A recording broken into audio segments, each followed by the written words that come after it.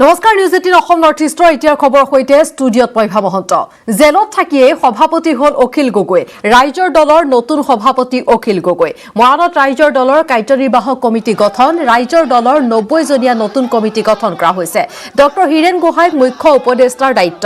Doctor Udayaditya Bharali doctor Indrani Dutta উপদেষ্টা doctor Sanjay তাঁতী doctor Hafiz Shashi চৌধুৰীক উপদেষ্টা মণ্ডলীৰ দায়িত্ব অৰ্পণ কৰা হৈছে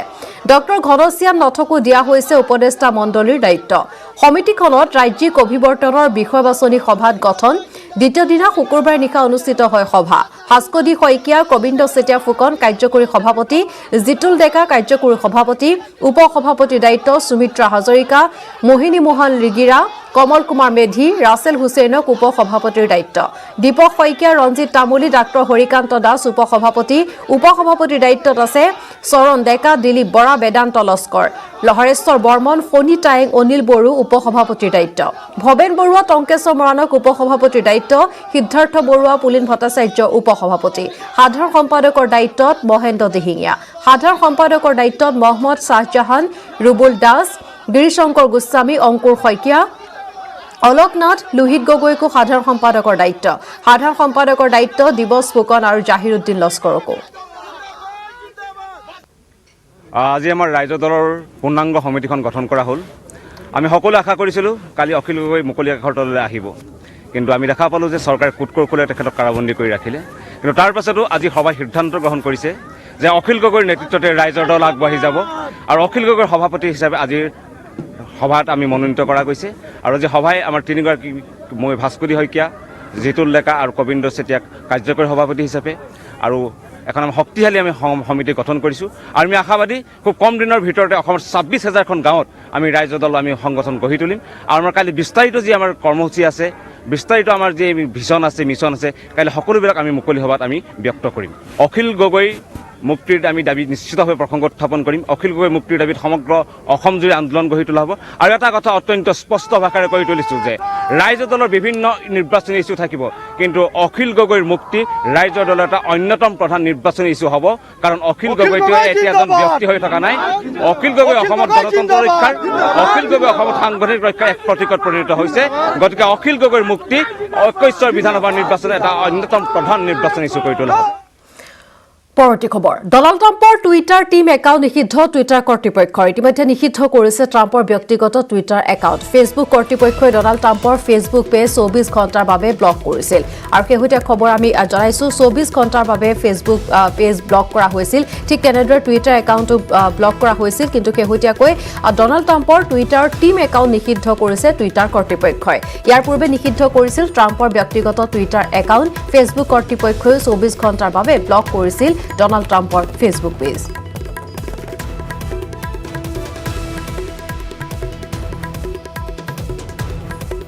হুজাই মুৰাজাৰত কংগ্ৰেছৰ সভাত মাৰপিট সাংসদ প্ৰদ্যুৎ বৰদলৈ সভাত উত্তপ্ত পৰিস্থিতি হাতে হাতে লাঠি লৈ দুই ফৈদৰ মাজত সংঘাত কংগ্ৰেছৰ দুই শিবিৰৰ মাজত সৃষ্টি হৈছে প্ৰচণ্ড মাৰপিট যমুনামুখ সমষ্টিৰ মুৰাজাৰত বিন্নাকান্দি ব্লক কংগ্ৰেছৰ নেতৃত্বত অনুষ্ঠিত হৈছিল এখন নিৰ্বাচনী সভা নগৰ সাংসদ প্ৰদ্যুৎ বৰদলৈ উপস্থিত হৈ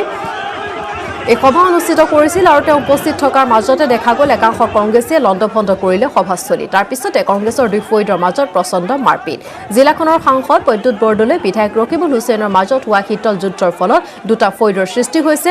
আৰু কালিৰ সভাত যেন তাৰেই পূৰ্ণ প্ৰতিফলন ঘটিল কংগ্ৰেছৰ দুই ফৈদৰ মাজত হোৱা মাৰপিটৰ ঘটনাত সাংসদ প্ৰদ্যুৎ বৰদলৈৰ লগতে উপস্থিত আছিল জিলা পৰিষদৰ সদস্য ৰিজা চুলতানা আৰু চৌধুৰী বজাৰ জিলা পৰিষদৰ সদস্য কামালউদ্দিন ফাৰুকী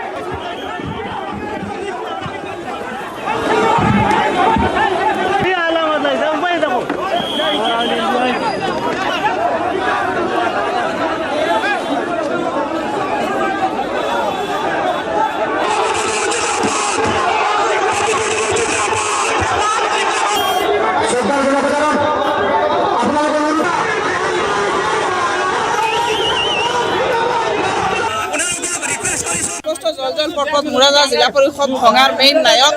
আজি ইয়াত অগ্ৰাধিকাৰ লৈছে তেখেত ব্লক প্ৰেচিডেণ্ট নহয় কিন্তু তেখেতেই আমাৰ মিটিংখনৰ কাকো ক'বলৈ নিদিয়াত সুযোগ দিয়াত আমাৰ মুৰাজাৰবাসীৰ খং উঠিছে। খং উঠাত কিবা অডিয়েঞ্চৰ পৰা ক'লে মই নাজানো আৰু এয়া পৰিস্থিতি হৈ গ'ল। জিলা পৰিষদখন ভাঙিছে, ৰেহানুদ্দিন চাহাবে দুজনক বিক্ৰী কৰি দিছে আৰু এইটো মুৰাজাৰ জিলা পৰিষদৰ সদস্য আছিলে, কিন্তু তেতিয়া জিলা পৰিষদৰ চেয়াৰমেন। মানুহৰ মনত উমি জ্বলি আছিল আৰু এই উমি জ্বলাৰ আজি বহিৰ্প্ৰকাশ হ'ল। আজি অগ্নিগিৰি হ'ল দুৰ্ভাগ্যজনকভাৱে। আজি আমাৰ সাংসদ মহোদয়ৰ সন্মুখত আজি অগ্নিগিৰি। COVID-19 মহামাৰীয়ে বৃদ্ধি কৰিলে পৰস্পৰৰ নিৰ্ভৰশীলতা। কৰোনাৰ বিৰুদ্ধে একত্ৰিত হৈ যুঁজ দিলে সমগ্ৰ দেশে। ভেকচিন প্ৰদানৰ ঘোষণাৰ পাছত পুনৰ প্ৰয়োজন হ'ব সকলোৰে সঁহাৰি। একত্ৰিত শক্তিৰে দেশৰ পৰা নিৰ্মূল কৰিব লাগিব কৰোনা মহামাৰী। এই ক্ষেত্ৰত প্ৰতিটো খোজতে আপোনালোকৰ সহযোগী হ'ব নেটৱৰ্ক 18 আৰু সেই উদ্দেশ্যে নেটৱৰ্ক 18 আৰম্ভ কৰিছে campaign Sanjeevani, a shot of life. সকলো সুৰক্ষিত নহ'লে কোনো সুৰক্ষিত হ'ব নোৱাৰে। এই বিশ্বাসেৰে প্ৰতিগৰাকী ভাৰতীয়ৰ বাবে ভেকচিন সুনিশ্চিত কৰাই লক্ষ্য নেটৱৰ্ক 18ৰ। মহাৰাষ্ট্ৰৰ বান্দাত এক শোকাবহ ঘটনা। মুম্বাই হস্পিটেলত ভয়াবহ অগ্নিকাণ্ড। মুম্বাই হস্পিটেলৰ SNCUত অগ্নিকাণ্ড সংঘটিত হৈছে। এই অগ্নিকাণ্ডত জীৱন্তে অগ্নিদগ্ধ হৈ নিহত 10টি নৱজাতক। ঘটনাৰ সময়ত SNCUৰ পৰা উদ্ধাৰ 17টি নৱজাতক। শুকুৰবাৰে নিশা 2 বজাত সংঘটিত হয় এই ঘটনা। অগ্নিকাণ্ডৰ কাৰণ এই মুহূৰ্তলৈকে জানিব পৰা হোৱা নাই। মহাৰাষ্ট্ৰৰ বান্দাত এই শোকাবহ ঘটনা সংঘটিত হৈছে। মুম্বাই হস্পিটেলৰ SNCUত অগ্নিকাণ্ডৰ ঘটনা। অগ্নিকাণ্ডত জীৱন্তে অগ্নিদগ্ধ হৈ নিহত হৈছে 10টি নৱজাতক। ঘটনাৰ সময়ত SNCUৰ পৰা উদ্ধাৰ কৰা হৈছে 17টা নৱজাতকক। এতিয়ালৈকে অগ্নিকাণ্ডৰ কাৰণ জানিব পৰা হোৱা নাই।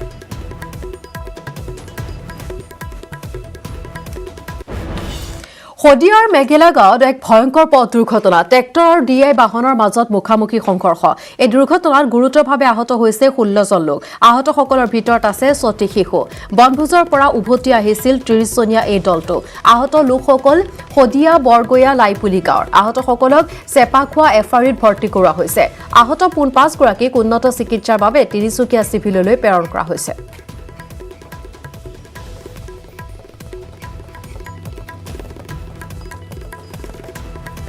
আৰু ইফালে দলং ভাঙি পানীত পৰিল ট্ৰেক্টৰ। মানকাছাৰৰ কালাপানীত ভয়ংকৰ দুৰ্ঘটনা। ট্ৰেক্টৰ পাৰ হওঁতে ভাঙি পৰিল কাঠৰ দলং। কালাপানী বয়সাবাৰী সংযোগী কাঠৰ দলঙত শুকুৰবাৰে সংঘটিত হৈছে এই ভয়ংকৰ দুৰ্ঘটনা। কালু নদীত পৰি ট্ৰেক্টৰখন সম্পূৰ্ণৰূপে বুৰ যায়। এই দুৰ্ঘটনাত গুৰুতৰভাৱে আহত হৈছে ট্ৰেক্টৰৰ চালক। স্থানীয় লোকে চালকজনক উদ্ধাৰ কৰি চিকিৎসালয়ত ভৰ্তি কৰিছে। লক্ষণীয় যে 2 বছৰ ধৰি নিৰ্মাণ কাৰ্য চলি আছে দলংখনৰ, কিন্তু এতিয়ালৈকে দলঙৰ কাম সম্পূৰ্ণ কৰিব পৰা নাই ঠিকাদাৰে। দলংখনৰ নিৰ্মাণ কাৰ্য লেহেমীয়া হোৱাৰ বাবে দুৰ্ঘটনা সংঘটিত হোৱাৰ সন্দেহ কৰিছে স্থানীয় লোকে। দৃশ্য আমি দেখুৱাইছো। দলং ভাঙি এনেদৰে পানীত পৰিছে। ট্ৰেক্টৰ পাৰ হওঁতে ভাঙি পৰিছে এখন কাঠৰ দলং। কালু নদীত সংঘটিত হৈছে এই ঘটনা। গুৰুতৰভাৱে আহত হৈছে ট্ৰেক্টৰৰ চালকজন। স্থানীয় লোকে পৰৱৰ্তী সময়ত তেওঁক উদ্ধাৰ কৰি ভৰ্তি কৰে চিকিৎসালয়ত।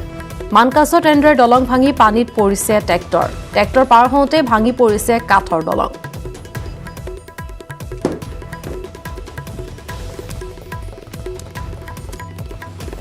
কাজিৰঙা ৰাষ্ট্ৰীয় উদ্যানত বৃদ্ধি পাইছে দুষ্প্ৰাপ্য দল হৰিণৰ সংখ্যা। 2016 চনৰ বন বিভাগৰ তথ্য মতে বিশ্ব ঐতিহ্য ক্ষেত্ৰ কাজিৰঙা ৰাষ্ট্ৰীয় উদ্যানত আছে 927টা দুষ্প্ৰাপ্য দল হৰিণ। কাজিৰঙাত দল হৰিণৰ সংখ্যা সময়ে সময়ে ঊৰ্ধ্বগামী হয় যদিও প্ৰলয়ংকাৰী বানপানীৰ বাবে বহু সময়ত নিম্নগামী হয় দল হৰিণৰ সংখ্যা। 2014 চনত কাজিৰঙা দল হৰিণৰ সংখ্যা হৈছিল সৰ্বাধিক 1125টা। আনহাতে এটা সময়ত 425টা পৰ্যন্ত হ্ৰাস পাইছিল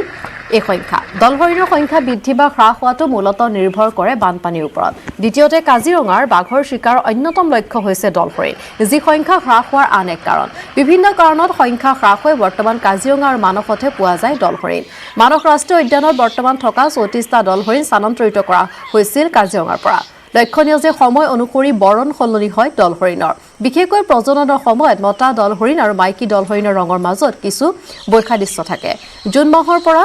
আগষ্ট মাহলৈ মতা দল হৰিণ ডাঠ মুগাবৰণীয়া হৈ পৰে। ছেপ্টেম্বৰ মাহৰ পৰা ক্ৰমাৎ মুগাবৰণীয়া পাতল হৈ মাৰ্চত পুনৰ মতা মাইকী দল হৰিণ স্বাভাৱিক সোণালী মুগাবৰণৰ হোৱা দেখা যায়। এইটো সামাৰ কোট বুলি কয়, ইংৰাজীত সামাৰ কোট বুলি কয়। মানে মতাবিলাক ডাঠ ব্ৰাউন কালাৰ, ডাঠ মুগাবৰণীয়া হৈ পৰে। সেইটো আৰম্ভ হয় মানে জুনৰ পৰা।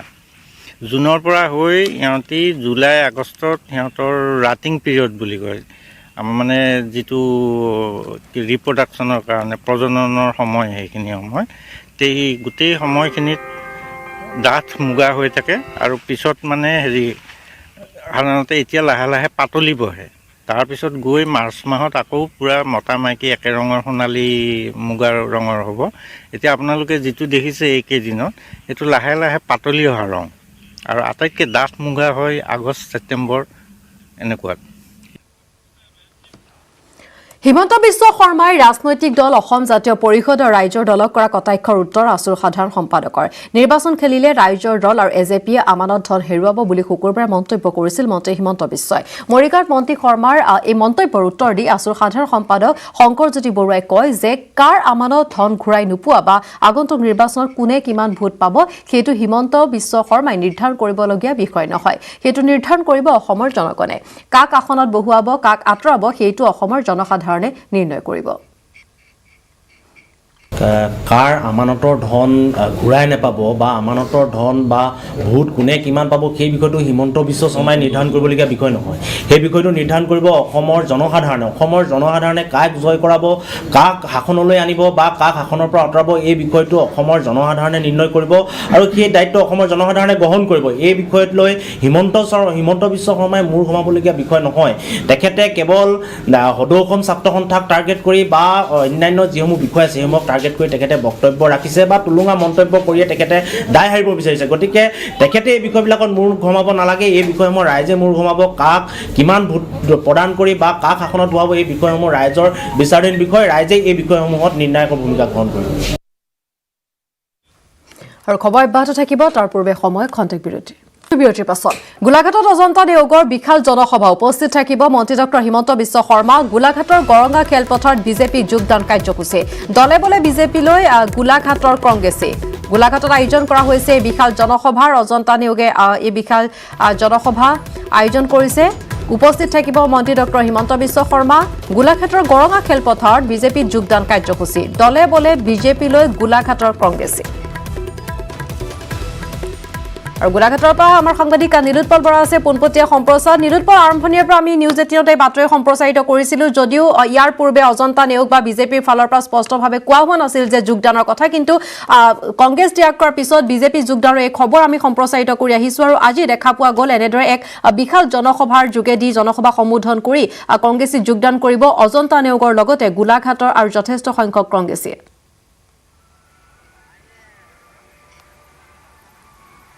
নিশ্চয় ইভা আমি বৰ্তমান দেখুৱাই আছোঁ গোলাঘাটৰ বৰ্তমান যি ষ্টেডিয়ামৰ পৰা আমি দেখুৱাই আছোঁ বৰ্তমান ইয়াত কিছু সময়ৰ পিছতেই ডক্টৰ হিমন্ত বিশ্ব শৰ্মা আহি উপস্থিত হ'বহি আৰু দেখুৱাই যথেষ্ট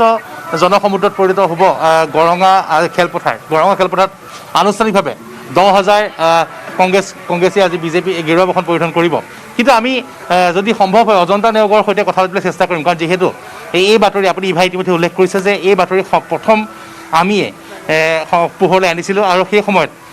যি সময়ত সংবাদ মাধ্যমত এই বাতৰি আমি যেতিয়া সম্প্ৰচাৰ কৰিছিলোঁ সেই সময়ত বিভিন্ন ধৰণৰ গুজব ওলাইছিল যে এই বাতৰি বিনা তথ্যৰ ভিত্তিত কৰা হৈছিলে কিন্তু নিউজ 18 আমি সঁচা বাতৰি সম্প্ৰচাৰ কৰিছিলোঁ আৰু বৰ্তমান ডক্টৰ হিমন্ত বিশ্ব শৰ্মা যিহেতু আহি পাবহি গতিকে দেখিবলৈ পোৱা গৈছে যে যিসকল বৰ্তমান বিজেপিৰ বা নেতা কৰ্মী আছে বা অজন্তা নেওগ তেওঁলোকে ডক্টৰ হিমন্ত বিশ্ব শৰ্মাক আদৰিবলৈ বৰ্তমান গোলাঘাট ডিষ্ট্ৰিক্ট স্পৰ্টছ কমপ্লেক্সত তেওঁলোকে অপেক্ষা কৰিছে আমি সেই স্পৰ্টছ কমপ্লেক্সৰ পৰা আমি জানিবলৈ চেষ্টা কৰিম আমি বাহিৰৰ পৰিৱেশ ইতিমধ্যে দেখুৱাইছোঁ আৰু ভিতৰৰ পৰা আমি যদি সম্ভৱ হয় আমি অজন্তা নেওগৰ সৈতে জানিবলৈ চেষ্টা কৰিম কাৰণ ইভা যিহেতু আজি যথেষ্ট সংখ্যক কংগ্ৰেছে গোলাঘাট জিলাৰ প্ৰায় 80% কংগ্ৰেছীয়ে আজি কংগ্ৰেছ ত্যাগ কৰি বিজেপি যোগদান কৰিব আৰু আমি দেখুৱাইছোঁ বৰ্তমান ইতিমধ্যে যিসকল বিজেপি নেতা কৰ্মী তেওঁলোকে আহিবলৈ উপস্থিত হৈছেহি অজন্তা নেওগ নিজে উপস্থিত আছে ডক্টৰ হিমন্ত বিশ্ব শৰ্মাৰ পিছত ইয়াত আহি হেলিকপ্টাৰ উপস্থিত হ'বহি তাৰপিছতেই হিমন্ত বিশ্ব শৰ্মাক আদৰণি জনোৱা হ'ব কিন্তু মই দেখুৱাইছোঁ বৰ্তমান যি আমি গোলাঘাট ষ্টেডিয়ামৰ পৰা দেখুৱাইছোঁ ইয়াতে আহি পেলাই কিছু সময়ৰ পিছতে ডক্টৰ হিমন্ত বিশ্ব শৰ্মা আহি উপস্থিত হ'বহি সভাপতি ৰঞ্জিত দাস আহিব সাংসদ কামাখ্যা প্ৰসাদ দাস আহিব বিধায়ক মৃণাল শইকীয়া আছে ইতিমধ্যে উপস্থিত আমি অজন্তা নেওগৰ পৰা জানিবলৈ চেষ্টা কৰিম বাইদেউ আপোনাৰ পৰা জানিবলৈ চেষ্টা কৰিম ইতিমধ্যে আজি এখন বিশাল সভা হ'ব যথেষ্টখিনি কংগ্ৰেছে ইতিমধ্যে যোগদান কৰিব আনুষ্ঠানিকভাৱে ডক্টৰ হিমন্ত বিশ্ব শৰ্মা আহি আছে ৰঞ্জিত দাস সভাপতি ৰঞ্জিত দাস থাকিব নেতা আহ্বায়ক থাকিব সাংসদ কেইবাগৰাকীও থাকিব কি ক'ব বাইদেউ নহয় আজি আমাৰ গোলাঘাট সমষ্টিৰ কেইবা হাজাৰ লোকেও আজি বিজেপি দলত যোগদান কৰিব মই ইতিমধ্যে গুৱাহাটীত যোগদান কৰিছোঁ আৰু এই সভালৈ আমাৰ ৰঞ্জিত দাস ডাঙৰীয়া আহিছে হিমন্ত বিশ্ব শৰ্মা সাংসদসকল আমাৰ বিধায়কসকল আৰু যিসকল যোগদানকাৰী তেওঁলোকৰো যথেষ্ট আশীৰ্বাদ দিবলৈ ৰাইজো আহিব আশা কৰিছোঁ যে সকলোৱে এই যোগদানে বিজেপি দলটোক আগন্তুক সময়ত অধিক শক্তিশালী কৰিব আৰু বাইদেউ মিটিংখন সভাখন কিমান সময় ধৰি তেওঁলোক অহাৰ পিছত তাতে বাইক ৰেলী হ'ব বাইক ৰেলীৰ পিছত সভাখন হৈ থাকিব ইয়াৰ পৰা 15 কিলোমিটাৰ বাইক ৰেলী কৰি লৈ যোৱা হ'ব গৰঙা খেলপথাৰলৈ আৰু বিধায়ক মৃণাল শইকীয়া ডাঙৰী আছে মৃণাল দা আপোনাৰ মাজত চেষ্টা কৰিম যিহেতু গোলাঘাটৰ 4বাৰৰ বিধায়িকা প্ৰাক্তন মন্ত্ৰী অজন্তা নেওগে বিজেপিত যোগদান কৰিছে চাৰিবগতে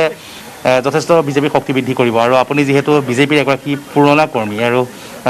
যথেষ্ট দিন ধৰি আপুনি আছে গোলাঘাটত বিজেপি সাংগঠনিক ভেটি মজবুত কৰাত কি ক'ব আপুনি এই ক্ষেত্ৰত হয় আমাৰ অজন্তা নেওগ বাইদেউ অহাৰ পাছত আমাৰ গোলাঘাট সমষ্টিত তথা গোটেই জিলাখনতে আমাৰ ভেটিটো যথেষ্ট শক্তিশালী হৈছে আৰু আজি যিমান তৃণমূল পৰ্যায়ৰ কাৰ্যকৰ্তা আছে কংগ্ৰেছৰ পঞ্চায়ত সভাপতি কোনোবা জিলা পৰিষদৰ সদস্য এনেকৈ সকলোৱে আহি পেলাই ভাৰতীয় জনতা পাৰ্টীত যোগদান কৰিব আৰু এই যোগদান কাৰ্যসূচীৰ পাছত আমাৰ গোটেই জিলাখনতে এটা কংগ্ৰেছৰ উৎখাত কাৰ্যসূচী আৰম্ভ হ'ব আৰু উজনি অসমত এইবাৰ কংগ্ৰেছৰ স্থিতি দুৰ্বল হ'ব বুলি আপুনি ইতিমধ্যেও কৈছে যে কংগ্ৰেছ উৎখাত হ'ব গোলাঘাটৰ পৰা শুভাৰম্ভ হ'ব নেকি উৎখাতটো হওঁতে একেলগে হ'ব অকল উজনি অসম বুলি নহয় মধ্য অসম উত্তৰ অসম সকলোতে কংগ্ৰেছ উৎখাত হ'ব তেওঁলোকৰ স্থিতি বাগবৰজনীয় এইবিলাকতে থাকিবগৈ মানে সংখ্যালঘু য'ত সংখ্যালঘু মানে অধ্যুষিত অঞ্চল সেইবিলাকতে তেওঁলোকৰ এই স্থিতি থাকিবগৈ আৰু বাই 2026 মানততো সেইবিলাকৰ পৰা উৎখাত হ'বগৈ আজি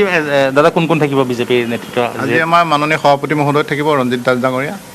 আমাৰ হিমন্ত বিশ্ব শৰ্মা ডাঙৰীয়া থাকিব আৰু আমাৰ জিলা সভাপতিকে আদি কৰি এইবিলাক থাকিব নিশ্চয় নিশ্চয় বিজেপি কেইবাগৰাকী জ্যেষ্ঠ নেতা নিৰূপণ আমি পৰৱৰ্তী সময়ত পুনৰ আপোনাৰ কাষলৈ যাম আৰু আপোনাৰ জৰিয়তে এই বিশাল জনসভা আমাৰ দৰ্শকক দেখুৱাম কিন্তু এই মুহূৰ্তে আপোনাক ধন্যবাদ জনাইছোঁ